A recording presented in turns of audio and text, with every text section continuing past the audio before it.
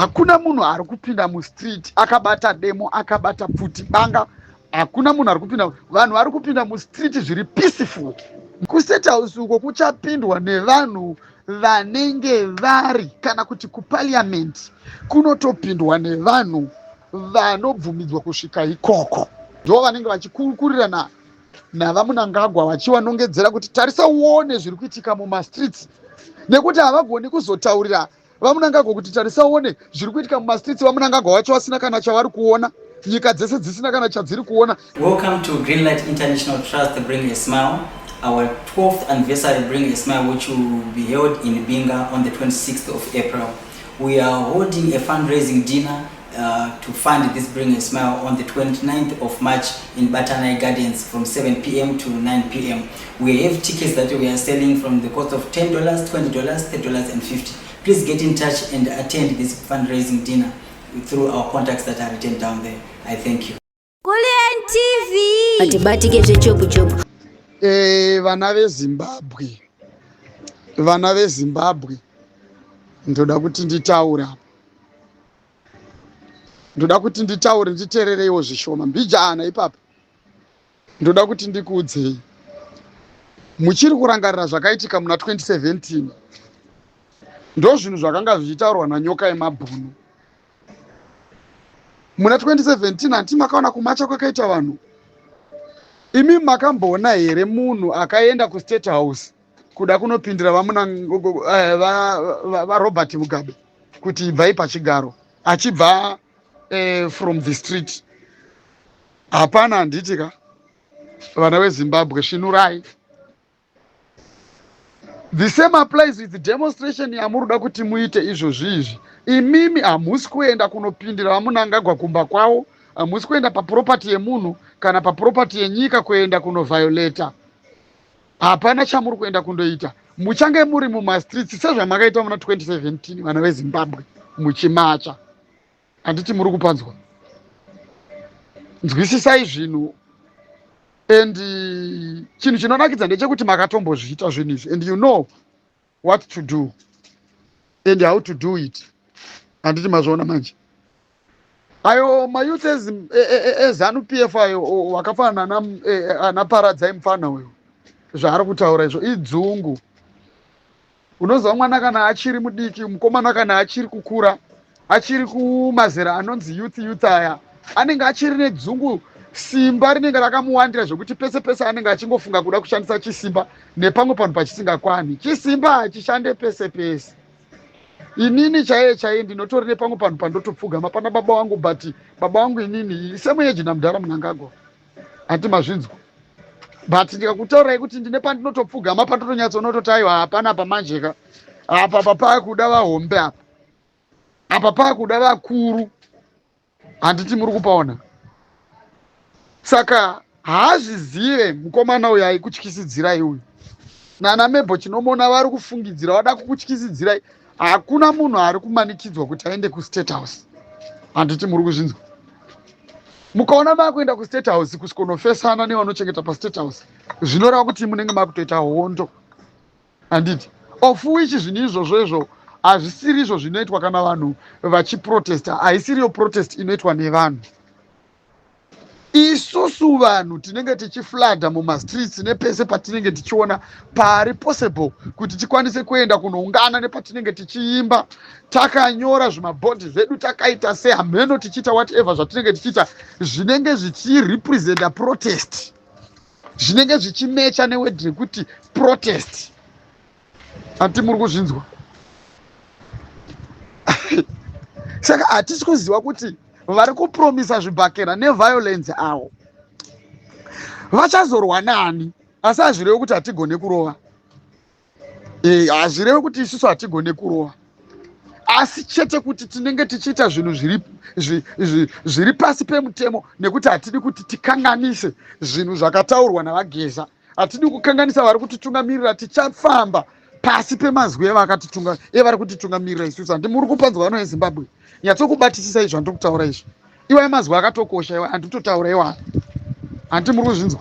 Nyatsokupa chenjererai, muchinyatsokupa batisisa, goveranai mazwi, meseji yo ingaifambe. meseji iyo ingaifambe nekukurumidza.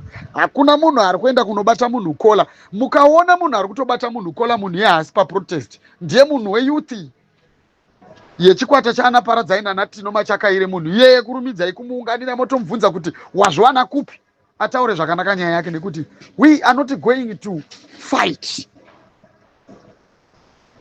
Kana pasina zvakaipa zvinenge zvatanga kuitwa, we are not going to make any fight with anyone. Isusu tichaita inonzi protest. Protest haisi fight, haisi violence. Pano Zimbabwe makatombozvita 2017. Uyu Paradzai uyu kana asina kunyatsokutarisa zvakanaka kuti muna 2017 zvakafamba sei, paachatanga kuona mudhara wake waanoda kutrai kuimpresa uyo, akaunganirwa nevanhu panzvimbo yakachengetedzwa zvekuti naye achavhunduka kuti vanhu ivo vasvika sei ipapo, vachikurukurirana naye zvichitoiswa paskrini kuti nyika dzese dzione, achitaurwa naye Mnangagwa kunzi tarisa zviri kuita wano kunze uko. Handiti uri kupanzwisisa? Handiti muri kupanzwa vana veZimbabwe? Muri kupanzwisisa ka vana veZimbabwe? Ndo zvinhu changoitika chete. Hapana zvinhu. Ndiri kuda kuti mugovane audio iyo ifambe nekukurumidza, nekuti nguva tiri kumashure kwadzo zvakanyanya. Tapa madhezi acho manje, tofanirwa kusvika pamadhezi iwayo tese tine idea kuti tinenge tichiitei, nekuti izvozvi zvaamazuva ekudza vanhu kuti vanenge vachiitei. Nyoka yemabhunu sheedzera vanhu kuti vanenge vachiitei hunhu netsika dzekuprotesta. Une time yakanyatsokwana yekuti unyatsokutaura iwewe. Dzimwe nguva zvimwe zvinhu zvandogona kusirira ipapo. Saka ndiri kuda kuti ukurumidze kumhanya uudze vanhu, nekuti mazuva ezvawakanga uchitaura zvese akwana. Saka hausati wapa vanhu madirections ekwavanofanirwa kuti vaende. Nyoka yemabhunu, nyatsoramba uchinyatsokuti pamidzira zvinhu zvawakataura nezuro. Handiti ini ndiriwedza kutaura kuti hakuna munhu ari kupinda mustreet akabata demo, akabata pfuti banga. Hakuna munhu ari kupinda. Vanhu vari kupinda mustreet zviri peaceful. Ndo mapindiro atichaita mustreet. Tichapinda mustreet zvakanaka. Handiti kustate house uko kuchapindwa nevanhu vanenge vari, kana kuti kuparliament kunotopindwa nevanhu vanobvumidzwa kusvika ikoko. Handiti mazviona manje? Ndo vanenge vachikurukurirana navaMnangagwa vachivanongedzera kuti tarisa uone zviri kuitika mumastreets, nekuti havagoni kuzotaurira vaMnangagwa kuti tarisa uone zviri kuitika mumastreets. vaMnangagwa vacho vasina kana chavari kuona, nyika dzese dzisina kana chadziri kuona. Izvozvo zvinobva zvaita unge sekuti war veterans, let me say it like this, war veterans zvinenge zvakuita unge sezvinonzi vari kupanduka. Handiti mazviona? Saka mutemo wekudemonstrate haizi nyaya yekuti war veterans ari kutsvaga simba kubva kwatiri. Aiwa, ari kuda kutsvaga kuti zvibudikire kuti vanhu ndo vari kuramba president. Vana veZimbabwe, nyatsokusheyai audio iyi. Chinobatsira pepe kufamba kwenyimi mumastreet chete, musina chinhu chamuri kudhameja kana kuita sei. Inhau yekuti zvibudikire, zvitambirwe kunyika dzese, kunzi hapana vanhu vari kupandukira hurumende iri kutonga, asi vanhu ndo varamba hurumende iri kutonga, sezvatakaita muna 2017. Ndofunga ndanyatsokutaura ndichijekesa manje ipapapa. Handiti mazvinzwa vana veZimbabwe? Ndazonyatsotaura nyatsojekesa zvakanaka ipapa. Uchaona mumwe munhu achiuya kusikotaura zvimwe zvinhu zvekuda kuvhiringidza vanhu. Musanyeperwe vana veZimbabwe. Hamusi kuenda makabata matemo, hamusi kubata matombo, hamusi kubata tsvimbo, asi anenge azotanga kukurwisai, ibvai mazviprotecta ipapo. Do whatever it takes to make sure that kuti munosara muri safe. Handitika nekuti majournalists achanga aripo, veintelligence vanenge vakapfekera mamuri muvanhu imomomo. Saka vanhu vachaonekwa nemazita avo, fesi dzavo, nezvese zvavanenge vachiita. Nekuti kumashure kwekunge president Mnangagwa apedza kugadzirisana nekunzwanana nevanenge vachimutaurira, vachimuratidza kuti nyika yako yauri kuti ndeyako yakuramba chibva pachigaro, vanhu ivavo vanofanirwa kuzosungwa. Ndo zvaitaurwa namudhara vangu vaiti vanhu tichazovatera tichivasunga kuti mimi maizirwisirei vanhu vakanga vachifamba zviri peaceful. Handiti mazvinzwa? Izvozvo ndo zvichavasungisa. Saka paradzai naTino Machakaire wako, nyatsokuunganidza youth yenyu, muite zvinhu zvamuchaita, nekuti baba venyu ndo vakambotaura kuti majeri emuZimbabwe haana kuzara, ari kushota vanhu. Handiti mazvinzwa? Saka majeri akakumirirai kumashure kwezvamuchaita imimi musi wa31 March muchirwisa vanhu varikuda kuprotesta. Audio iyi ngaitenderere ende ngainzwike zvakanaka. Anenge asina kunyatsodzwisisa, pane zvandiri kuona zvandataura zvakakosha ipapa zvandoda kuti munhu unoidzokorodza wozoona